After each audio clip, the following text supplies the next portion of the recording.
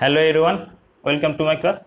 আজকে দশম শ্রেণীর ভূগোল বিষয়ে ভারতের অর্থনৈতিক পরিবেশ এই অধ্যায়ের শহর ও নগর নিয়ে আলোচনা করব। তো শহর কি? যে বসতির জনসংখ্যা 5,000 জন বা 5,000 জনের বেশি এবং প্রতি বর্গ কিমিতে জনঘনত্ব 400 জন এবং 75% মানুষ বা কৃষিকার্যের সঙ্গে যুক্ত থাকে, সেই বসতিকেই বলা হয় শহর। তো নগর কাকে বলা হয়? ভারতের যেসব শহরের জনসংখ্যা 1,00,000-এর বেশি, সেই শহরকে বলা হয় নগর। এখন দেখে নেব মহানগর কাকে বলা হয়। যেসব নগরের জনসংখ্যা 10,00,000-এর বেশি, সেই নগরকে বলা হয় মহানগর। বেশ, 2011 সালের সেন্সাস অনুসারে ভারতের মহানগরের সংখ্যা ছিল 53টি। বেশ, তো এখন দেখে নেব শহর ও নগর গড়ে ওঠার কারণ। শহর বা নগর কেন গড়ে ওঠে? 1 নম্বর পয়েন্ট দেখো, বাণিজ্য কেন্দ্র। বাণিজ্য কেন্দ্র তো ব্যবসা বাণিজ্যকে কেন্দ্র করে বড় বড় অফিস ও গুদামঘর গড়ে ওঠে এবং প্রচুর পরিমাণে মানুষের সমাবেশ ঘটে এই ব্যবসা বাণিজ্যকে কেন্দ্র করে। তার ফলে সেই জায়গাটি আস্তে আস্তে শহর বা নগরে রূপান্তরিত হয়। যেমন মুম্বাই ও শিলিগুড়ি, এগুলি ব্যবসা বাণিজ্যের কারণেই কিন্তু শহর বা নগরে রূপান্তরিত হয়েছে। নেক্সট পয়েন্টটি দেখো, শিল্প কেন্দ্র। যেখানে অনেক শিল্পের সমাবেশ ঘটে বা কোনো একটি শিল্পে সমাবেশ ঘটে থাকে, সেই শিল্পকে কেন্দ্র করে প্রচুর পরিমাণে মানুষ সেখানে বসবাস করতে থাকে। মানুষ বসবাস করার মধ্য দিয়ে সেই অঞ্চলটি শহরের রূপ নেয়। যেমন জামশেদপুর পশ্চিমবঙ্গের, দুর্গাপুর উড়িষ্যার, রৌরকেল্লা, এই শহরগুলি এই শিল্পকেন্দ্রকে কেন্দ্র করেই কিন্তু গড়ে উঠেছে। নেক্সট পয়েন্ট দেখো, খনিজ অঞ্চল। যেসব অঞ্চলে ভারতবর্ষের যেসব অঞ্চলে দীর্ঘকাল ধরে খনিজ দ্রব্য উত্তোলন করা হয়ে থাকে, সেই খনিজ সম্পদকে কেন্দ্র করে প্রচুর পরিমাণে মানুষ এখানে বসবাস করতে থাকে। তার ফলেই কিন্তু সেই খনিজ অঞ্চলটিকে কেন্দ্র করে শহর ও নগর গড়ে উঠেছে। যেমন পশ্চিমবঙ্গের রানীগঞ্জ, ঝাড়খণ্ডের ঝরিয়া, এগুলি হলো খনিজ অঞ্চলকে কেন্দ্র করে গড়ে ওঠা শহর বা নগর। বেশ, নেক্সট পয়েন্টটি দেখো, প্রশাসনিক কেন্দ্র। তো প্রশাসনিক কাজকর্মের কারণে অসংখ্য প্রশাসনিক ভবন ও আবাসন গড়ে ওঠে। এইভাবে আস্তে আস্তে এই প্রশাসনিক কাজকর্মকে কেন্দ্র করে প্রচুর পরিমাণে মানুষের আগমন ঘটে থাকে। তার ফলে সেই জায়গাটি আস্তে আস্তে শহর ও নগরে রূপান্তরিত হয়ে যায়। যেমন দিল্লি, চণ্ডীগড়, এগুলি হলো প্রশাসনিক কেন্দ্রকে কেন্দ্র করে গড়ে ওঠা শহর বা নগর। পরের পয়েন্টটি দেখো, যোগাযোগ কেন্দ্র। ভারতবর্ষের যেসব জায়গায় রেল ও সড়কপথের যোগাযোগ খুবই ভালো, সেই যোগাযোগের কেন্দ্রস্থলে বসতি সৃষ্টি হওয়ার মধ্য দিয়ে ধীরে ধীরে সেই অঞ্চলটি শহর বা নগরে রূপান্তরিত হয়েছে। যেমন মুঘলসরাই, বিহারের মুঘলসরাই, কাটনি, এগুলি হলো এই যোগাযোগ কেন্দ্রকে কেন্দ্র করে গড়ে ওঠা শহর বা নগর। বেশ, নেক্সট পয়েন্টটি দেখো, বন্দর। বন্দরকে কেন্দ্র করে শিল্পের সুযোগ বাড়ে, তার ফলেই কিন্তু সেখানে মানুষের সমাগম ঘটে থাকে এবং আস্তে আস্তে এই বন্দরকে কেন্দ্র করে শহর বা নগর গড়ে ওঠে। যেমন হলদিয়া বন্দর, পারাদ্বীপ বন্দর, এন্নোর বন্দর, মুম্বাই বন্দর, এগুলোকে কেন্দ্র করে শহর বা নগর গড়ে উঠেছে। নেক্সট পয়েন্ট দেখো, শিক্ষা কেন্দ্র। কলেজ ও বিশ্ববিদ্যালয়কে কেন্দ্র করে শহর বা নগর গড়ে ওঠে, কারণ এই শিক্ষা কেন্দ্রকে কেন্দ্র করে প্রচুর পরিমাণে মানুষ সেই শিক্ষা লাভের উদ্দেশ্যে সেই স্থানে বসবাস করতে থাকে। তার ফলেই কিন্তু এই শিক্ষা কেন্দ্রকে কেন্দ্র করে আস্তে আস্তে সেই জায়গাটি শহর বা নগরে পরিণত হয়। যেমন শান্তিনিকেতন, আলিগড়, এগুলি হলো এই শিক্ষা কেন্দ্রকে কেন্দ্র করে গড়ে ওঠা শহর বা নগর। পরের পয়েন্টটি দেখো, ঐতিহাসিক স্থান। ইতিহাস প্রসিদ্ধ স্থানে প্রাচীনকাল থেকেই কিন্তু মানুষের সমাগম ঘটেছে, তার ফলে সেখানে শহর আর নগর গড়ে উঠেছে। যেমন মথুরা, আগ্রা, এগুলি হলো ঐতিহাসিক স্থানকে কেন্দ্র করে গড়ে ওঠা শহর বা নগর।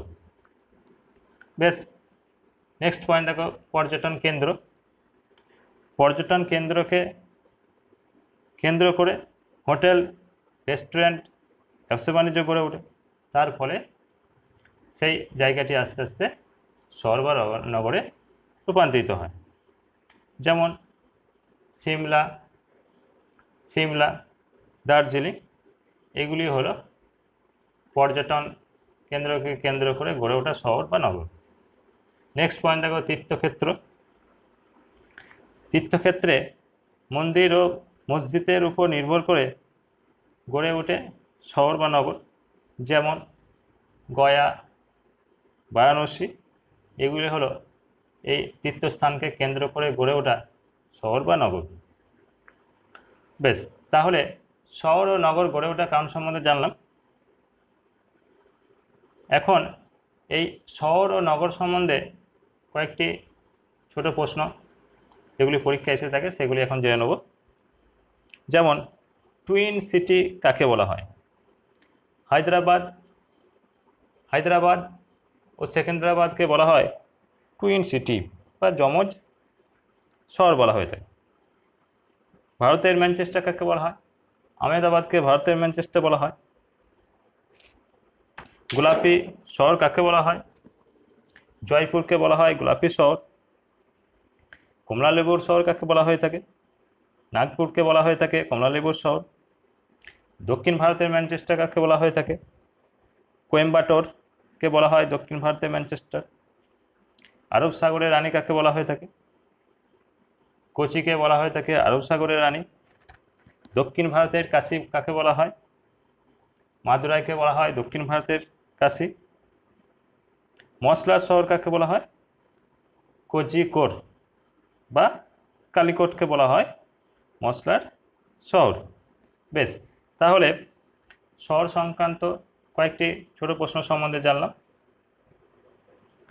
এখন জেনে নেব ভারতে নগরায়নের সমস্যা সম্বন্ধে। 1 নম্বর দেখো, অপরিকল্পিত নগরায়ন। ভারতের বেশিরভাগ শহর ও নগর গড়ে ওঠে কোনো রকম পরিকল্পনা ছাড়াই।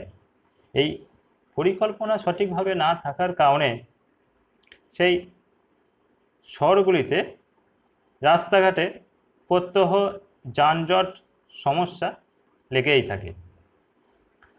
তাহলে অপরিকল্পিত নগরায়নের ফলে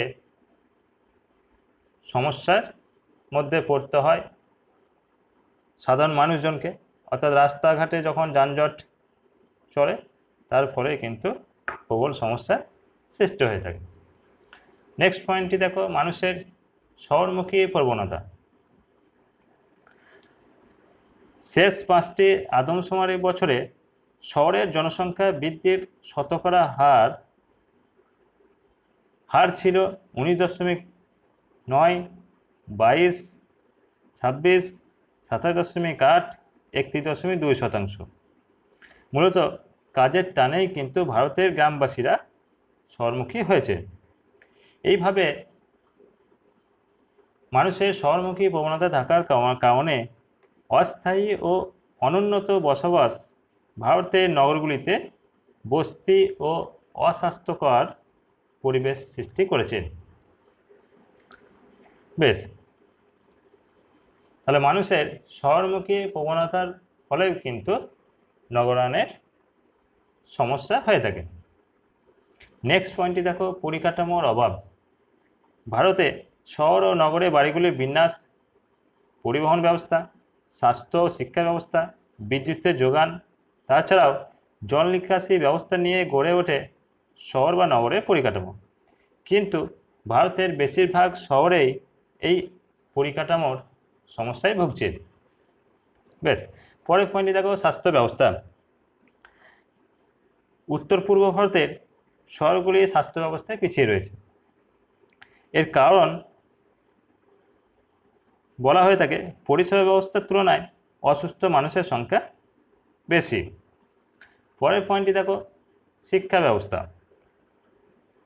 ভারতের বেশিরভাগ শহরে কিন্তু ওই শিক্ষা প্রতিষ্ঠান, বিশেষত উচ্চ শিক্ষার কেন্দ্রীয় ভবন এক অন্যতম সমস্যা।